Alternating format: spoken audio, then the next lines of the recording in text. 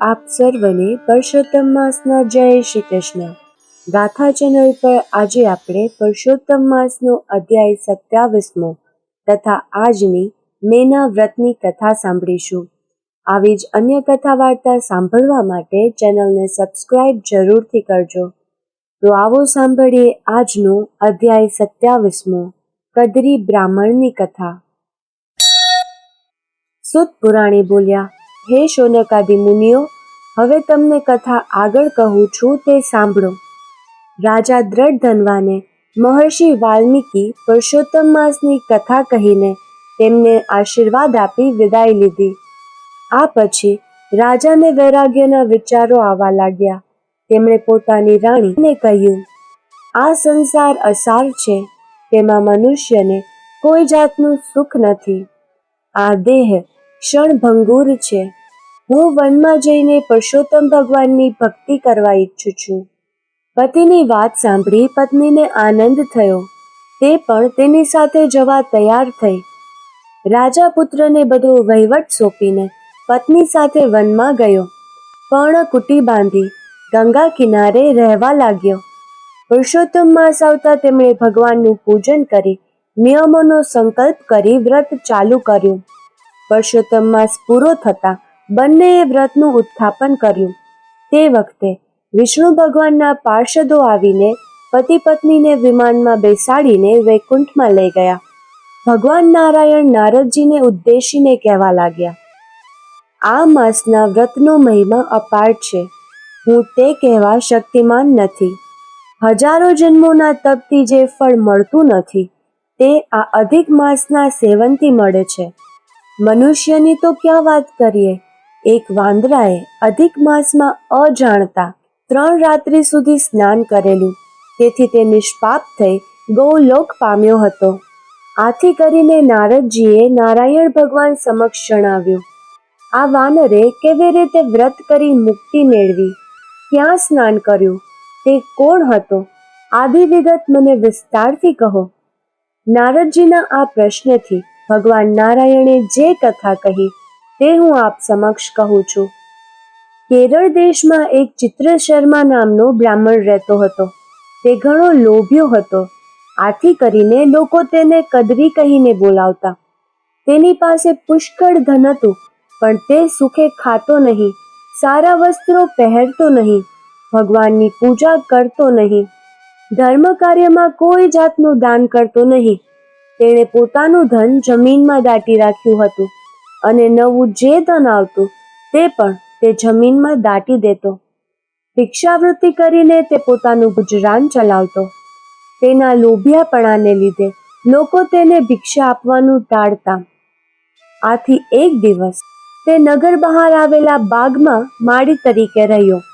ત્યાં ઝૂંપડી બાંધીને તે રહેવા લાગ્યો. તેણે બાગને લગતું બધું કામ શીખી લીધું. બાગના માલિકે હવે નગરમાં રહેવાનું રાખ્યું. હવે બાગને લગતા બધા કામની જવાબદારી ચિત્રશર્મા ઉપર હતી. આનો ખોટો લાભ તે લેવા લાગ્યો. જે ફળો થતા તે પોતે વેચી નાખી નાણાં ઊભા કરતો. બાગનો માલિક પખવાડિયે હિસાબ માટે આવતો ત્યારે અટમસટમ સમજાવી ચિત્રશર્મા તેને ખાલી હાથે પાછો કાઢતો. એક વખત તે ઘણો માંદો પડ્યો અને તે મૃત્યુ પામ્યો. યમદૂતોએ તેને યમરાજા સમક્ષ ખડો કર્યો. યમરાજાના ચોપડામાં તેના જમા પાસામાં કંઈ જ ન હતું, પણ ઉધાર પાસું ખાસું લાંબુ હતું. આથી યમરાજાએ તેને પ્રેત યોનિમાં નાખ્યો. ફળોની ચોરીના અપરાધ બદલ તેને 1000 વર્ષ સુધી વાનર યોનિમાં નાખ્યો.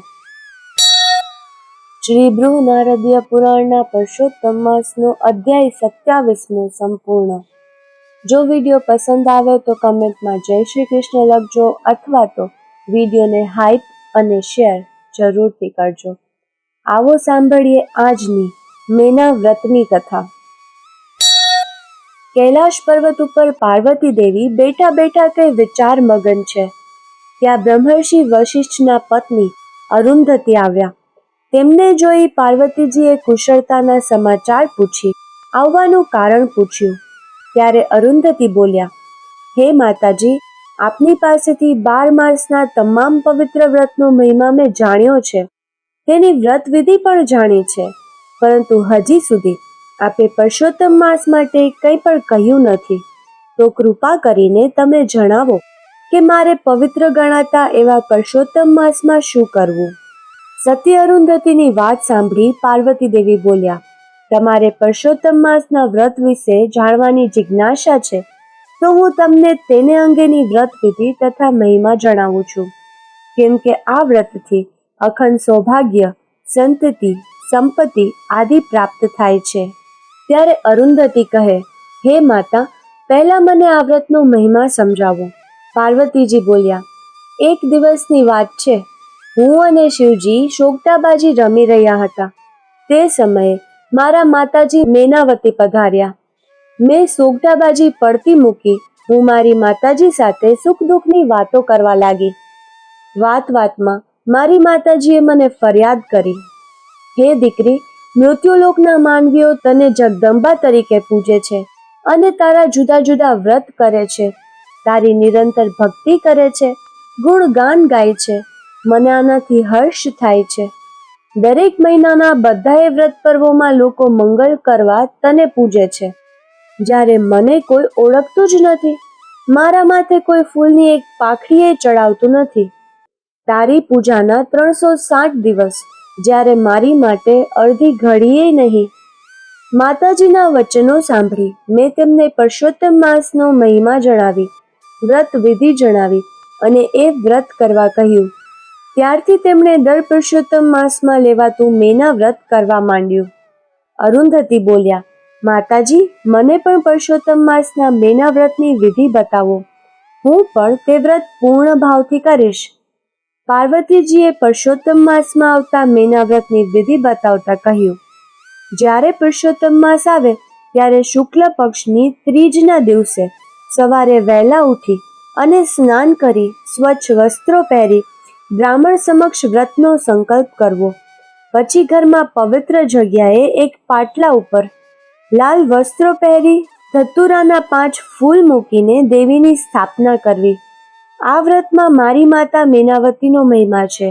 એટલે હાથી ઉપર તે પતિ અને પુત્ર સાથે બેઠા હોય તેવી સોનાની કે ચાંદીની મૂર્તિ બનાવી.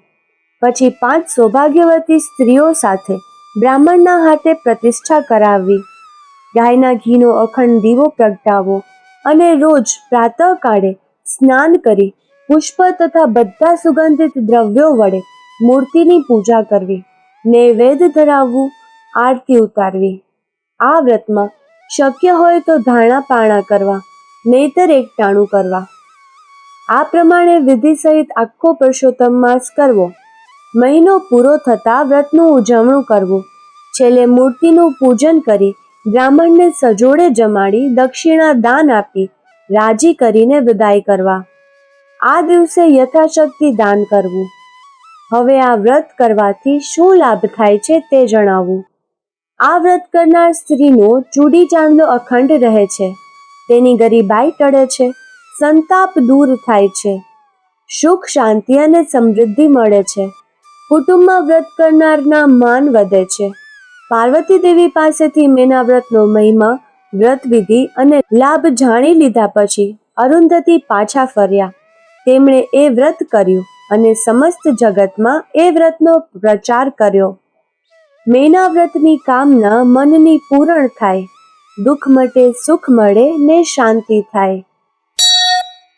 બોલીએ શ્રી પુરુષોત્તમ ભગવાનની જય.